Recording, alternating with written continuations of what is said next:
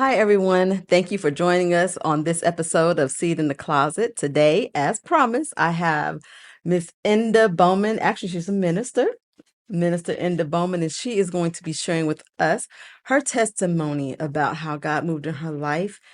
Um, well, I'll let you explain it because it's very detailed. It's a lot. It's not just about a job. It's not just about a move. It's other than the move of God. So Okay, we're okay, gonna let you take it from there. okay. Hello, everybody. Um, as she said, my name is Enda Bowman, and I am also her mother. Of course, you can tell, right? Um, well, I wanted to share one of my testimonies in reference to a mighty move of God in my life in 2011. During that time, I was working for the Department of the Army, and on Fort Gillem, Fort McPherson, and they were closing the installation, and we told to submit our applications or they say our wish list of places that you would like to be transferred to. So I Now, some people may not know what an installation is if they're not accustomed Oh, to government. installation. Oh, that's a military base for Gillem, for McPherson. It's where the military and civilians work and join together, maintaining government properties and government entities. So, anyway, I had submitted my wish list to move to Huntsville, Georgia, Huntsville, Alabama, or any place north. I did not want to go south. So, it was February 14, 2011 that I had surgery to have a goiter removed. And I was home on leave for about 2 weeks or so. And I went back to work early because I just couldn't stay home. I didn't want to stay home. So my supervisor allowed me to come because I was working behind a desk. I wasn't doing anything extraneous. So when I got back to work, I guess it was on the 1st of March or so, I had this email that stated that I was offered this job, and if I did not accept it, then I would be on my own, that they would not help me to seek employment. I'll just be out there. So I thought, I have to take this. And it was in Warner Robins, Georgia. Well, we had gone there before to the state fair and so forth, but that was not a place that I had vivid or even thought of moving to. Well, anyway, I had to let them know, and I think it was like by the end of that, a day or two, I had to let them know whether I was accepted or not. So I had no choice. I went on and accepted the job, and then they told me I had to be moved by the end of the month. So that So was, at the time you were living where? I was living in Morrow, Georgia, You was living in Morrow, Georgia, and how far was Warner Robins or Robins Air Force Base. Air Force Base from where you were living at the time? Well, it's more than 50 miles. It was actually 1 hour and a half drive, It was an hour and a hour and half a half drive. drive. So I did have the option to to take transportation. They offer transportation there. You could carpool with different people, but I that wasn't a choice that I felt in my heart that I should do. So they opt to move me there. I mean, I could even sell. They was willing to sell my property and for me just to move there permanently. But I chose just to go there and to rent a apartment there. Anyway, that was the 1st of March. At the end of March, everything had to be pretty much finalized. So I know on the May the 5th that I was in Warner Robins going to in processing. You have to go through in processing government entities. You have to go through things, process of make sure you understand their procedures and different things. So I had to do that for a whole week. So that was May the 5th, and then by that was April the 5th. Are we started? Go ahead. It was April the 5th. And so for 2 weeks, I lived in something they call temporary quarters, where when you're in the military, when you're in the process of moving from one location to another, they'll let you live in temporary quarters. So I lived there for about 2 weeks, and I know that I signed my lease for the 1st of May to rent this unit, this apartment. Well, anyway, upon my moving to Warner Robins, it was a strange place. It was different from anything that I had anticipated. It was very rural area, nothing like from the city lifestyle in Atlanta area or Morrow. But Because your place, your residence, the home that you owned was in Morrow, yeah, but you were lived it. Pretty much everything that you did was in the city, right? yes, I Yeah. mean, of course, So you were accustomed to city life. yes, yes. Actually, I recall one day driving home at this traffic light on Jonesboro Road, right off of where I live from. I thought, I would love to live in a quiet area where it was just, this came into my heart to live in a quiet area, a rural area. And I thought it would be just get out of this congested, all this traffic. That's what I thought. And so you know what comes to mind when I hear you say that? Mm. How God will give us the desires of our heart, how He will put what we should desire in our heart, and then we'll see that manifest. And that's what I thought about later. So anyway, when I get there, well, I need to back up. Before I actually moved there, I went down there to see what it was like, what the field was like and everything, because my mindset is that Air Force is mainly 99.5% Caucasian environment, and how would I fit in there, So I decided to go. So I went down there and visited. I met the supervisor. She was so nice and just so sweet. Everybody was really, really nice, on my first impression going there. It was really nice. So after I finished, now I'm going back to after I finish my training, I go to my work duty station, my little area, and mind you, when I was working on Fort Gillem, I had my own office. No one was in there but me. I can lock the door anytime I wanted to. And here I'm going to a cubicle setting, a setting where four people was in a cubicle, and you can hear everything going on around you. And that was truly an adjustment for me. Not only was that adjustment, it was an adjustment going walking into an area and people not speaking. So my little area that I walked into every morning, I said good morning, and they're like, they weren't used to that, but they caught on. Everybody's beginning to say good morning because I said good morning. I said, Lord, I don't understand this. My mama said, at least you can do is speak. So anyway, and we started greeting each other in the mornings. So that was an eye opening for me. Then I think I was there about 2 weeks, and my supervisor's niece was killed. And well, every weekend I would come back home. I would come back to Georgia, Mara, and just work down there and come back. Well, that particular time, uh, they was having her service on a Saturday, but I thought I'm going home. I'm going to Alabama this weekend. So I thought, let me go Friday, because that was the thing to do. And I asked the other people, mind you, it was about five blacks and mostly whites that worked in this little area. And so I asked them, I said, they said her niece had passed, and we always gonna put something in a basket. So, and I said, is anybody going? They go like, look at me like I was from another country, a land or something, asking me was we going to her, because mind you, my supervisor was Caucasian, and I was talking to Black Americans people, me Africans. And so I said, they said no. They're like, So anyway, I decided, well, nobody's going there, so I guess I have to go by myself. So that Friday I went to the wake, the wake, and it was in a small town that, and I knew the small town because I used to go through it when I went to visit someone that I knew that was in Pulaski prison. So I went through Hawkinsville. So I go there, and I know only one little funeral home I go there. So when I pulled there, it was getting ready to rain, and I looked, and the line was so long. Everybody in that county was there. I thought, oh my goodness. And I looked, I saw one black person there, one black. So it was mostly white. And I'm thinking, oh Lord, what is this here? But I walked all the way. I stayed there, and it was hours.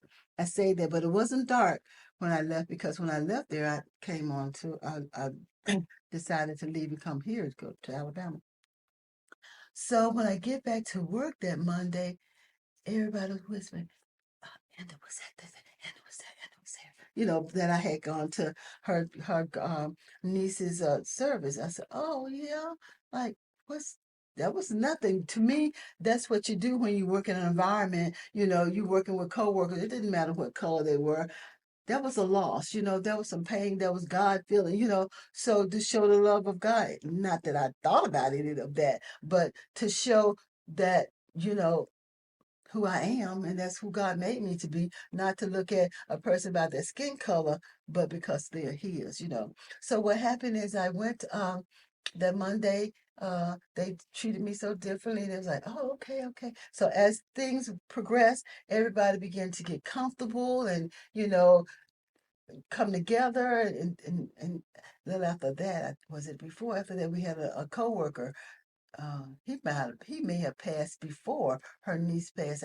I don't remember, but it changed the whole setting of that our working environment. We began to get closer, begin to do things, and go out. I think the military allowed us to do a luncheon once a month, and we began to get closer. Anyway, doing all that, it was the four of us worked in this cubicle, three, and one of them was the person who trained me to do the job that I came there to do. And her mother passed first, and then my sweetheart, um, Taj came down and we went to visit them, and they live way out in the country. Taj went with me to visit, and it was a strange thing because can you imagine going to a rural area where people really don't socialize a whole lot with Black people? And so what happened? We went there, and of course, we was the only Black, but Taj hung in there with her nana. She hung in there. We went there and they welcomed us, and they were just nice and kind. And we sit there for a minute. You know, we're accustomed to taking things to people, your drinks or something, or cake or something when you go to for someone having a passing. So we went there. We talked a while, and we left, and we went to visit someone else after we left there. But anyway, when we came back to the office the next week, and so everybody begins to enter win. Of course, the Caucasians is going to say it, and then the Black people begin to hear, and they go, "Okay, okay." They was filling it out because didn't do that. The Blacks separated, and the white was separated. They did things differently. Okay, now her mother passed, and we were there, and then I don't know, couldn't have been maybe a year if that much. Her brother passed. And it was so shocking because she came to me when something was going on. We'll pray. She'll come and talk to me about different things and so forth. And we So pray. the office, which I think is important for us to point out, was that it had mostly Christians in it, Oh right? yeah, yeah.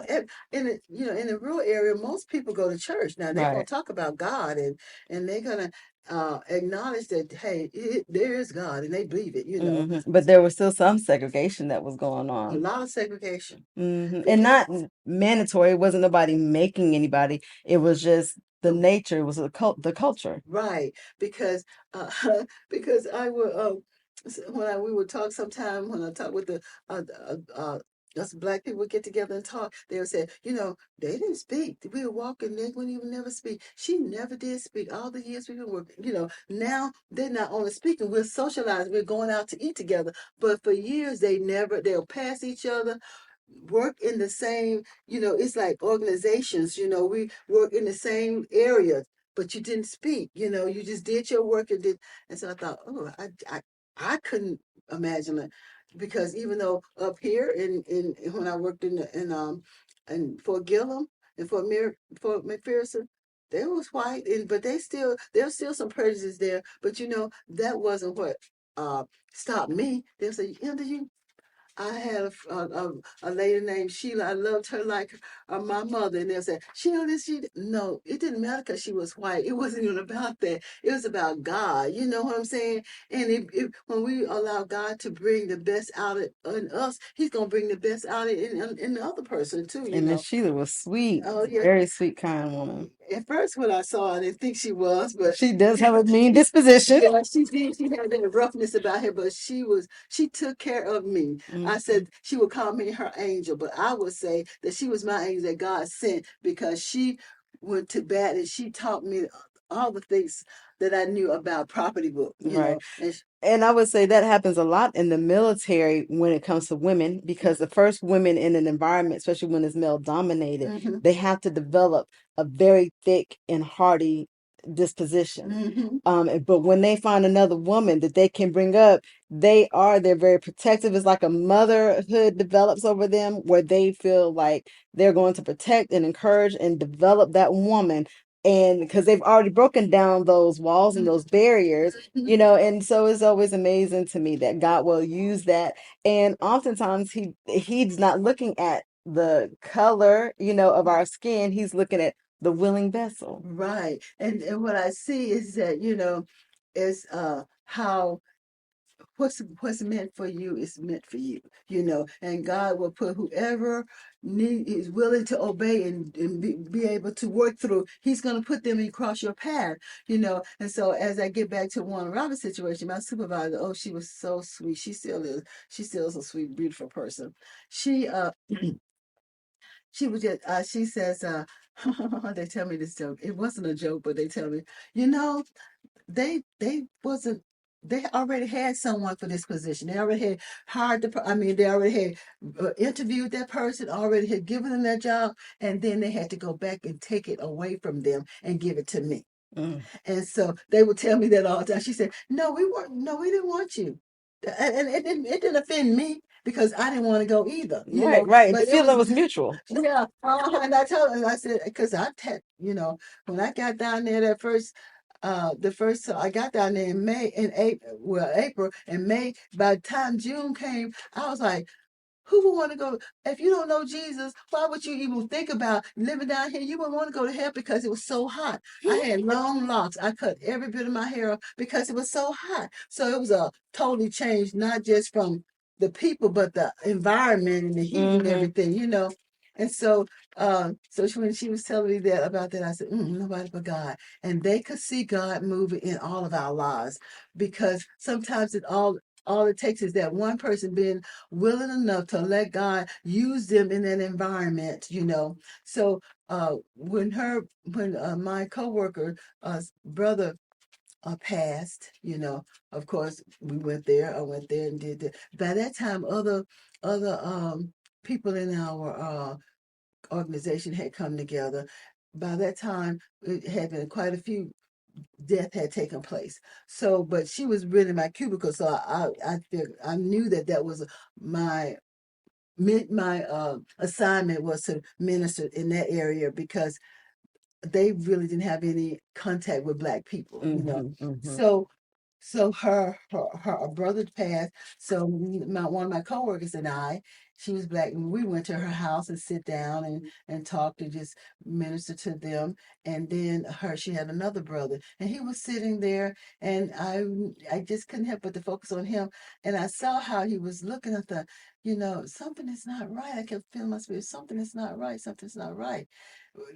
But so when we came back, me and my coworker, we discussed this. He didn't look right. So I think it may have been a month that he got very, very sick. He worked on the same installation we did. He was sick that he had a stroke. I mean, it just, his life went. So anyway, he was sick, and she told me he was in the hospital. And so I said, okay, I don't know nothing about these hospitals. And Lord, you want me to go to this hospital? I don't know. I said, okay, I will go. On the way home, back to Morrow, I would stop by the hospital in Macon. I didn't like going to Macon. So I went there, and then Saturday morning I went there. I said, oh, I asked for his name. They told me where it was, and so I went in the room and I talked with him, and because he knew he had met me, and I talked with him, and I he couldn't talk. He had a stroke, so he couldn't talk. He was laying in the bed, and I talked about the Lord, and I asked him, did he want me to pray for him? And he seemed like a nod or something, so I did pray, and tears just rolled down his eyes. And so I just said I'd come back and visit. I told him I'd come back and see him and so forth. So I left. Anyway, I don't know how I may have told her that I was going to visit her brother, but anyway, she knew I had visited him. Maybe the people in the hospital, I don't know, but she knew I had visited him. And so he never did come back to work. So he couldn't walk or do anything. So they put him in a rehabilitation place, way out there in the boonies. And I had to go. I impressed on me to go and visit with him. By this time, my sister had moved.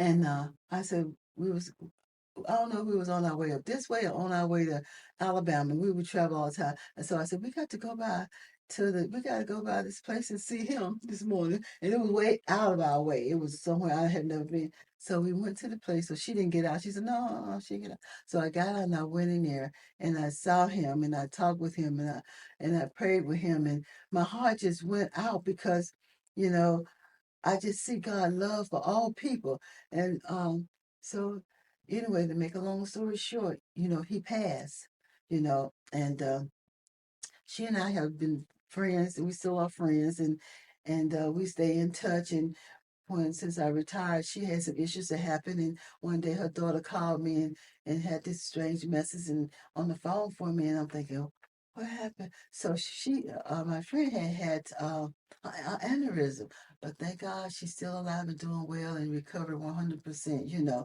But that was a relationship that God saw fit for to take place. I wouldn't have never happened if I hadn't moved to Warner Robins, and met those beautiful people. Every person there, I can truly say I saw the love of God. No matter how they had not spoken with each other before or say good morning, or I saw the love of God, how he brought the different colors, the different Backgrounds. backgrounds and just mindsets, how all that was put away.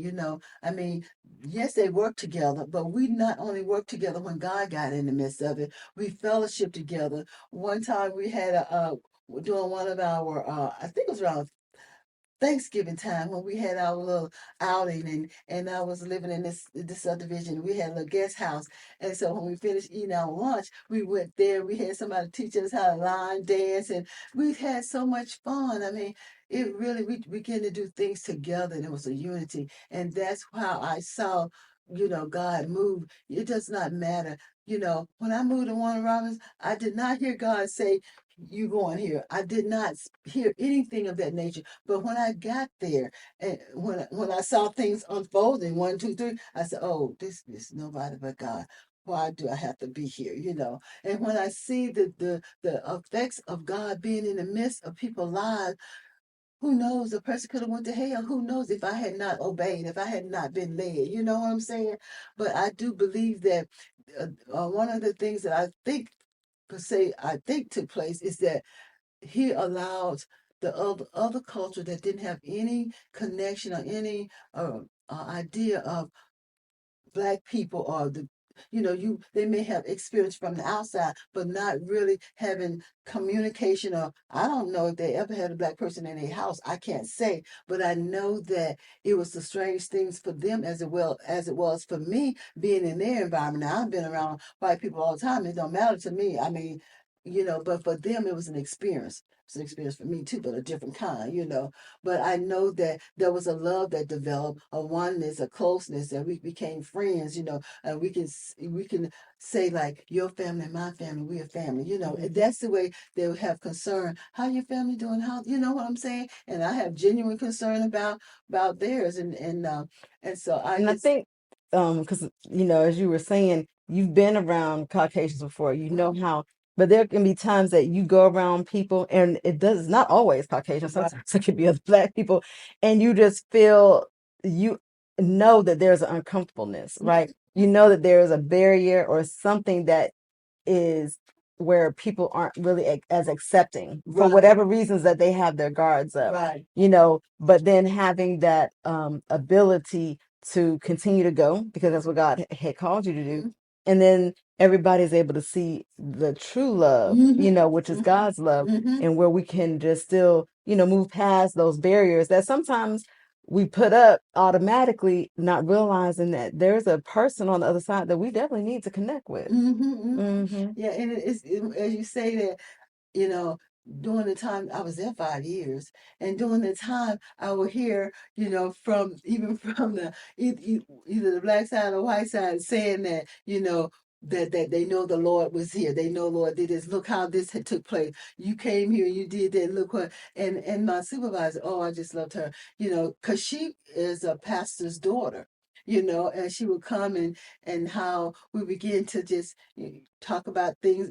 not so much as just come out and do it, but it was on the basis of Christianity and just love and fellowship. It was just God. And just to see that before I was there, it was God working through me, but before He placed me there, it was a chill place. Because when I first walked in that day, it was really chilly. And, and the thing about it was another white lady that worked in there with the white, and they weren't even connecting. You see what I'm saying? So it's all about, is sometimes we think it's about a race, but it's not about the race. It's just about that connection with other It's about people. that connection. It is about what has taken place in us to keep us separated from each other, Right. because and the only thing that we can know would be the enemy, because God is connected. God is in all of us, because He is the reason why we're here. He Right. put us a part of Him in every individual that walks on this earth. It's just that if you allow the enemy to take that away, then you won't be able to experience the love of God, and anyone, we can all, I mean, it doesn't matter what skin tone we are. I'm not trying to say black or white. I'm just saying light tone, because I was brought up in the area is, oh, you light complexion, you dark complexion, you did. People build up stimulus, Very. standards and barriers. Oh, just on those natures, you're not good enough. You this and that. So it's not about that. You didn't go to this school. You didn't Right. come from this area. So long ago, I looked at. It wasn't about. It wasn't about how what your rank. It wasn't about. It was about the individual, because over all of this is something on the inside of us. The spirit is on the inside of us, and that is who determines who we are or who we're connected with. If you're not going to connect with the right spirit, you're not going to do that which is right.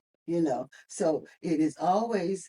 Um, it's always about our relationship with our Creator. It's always about the relationship that we have with God. Sometimes I say, "Well, God, they hear you.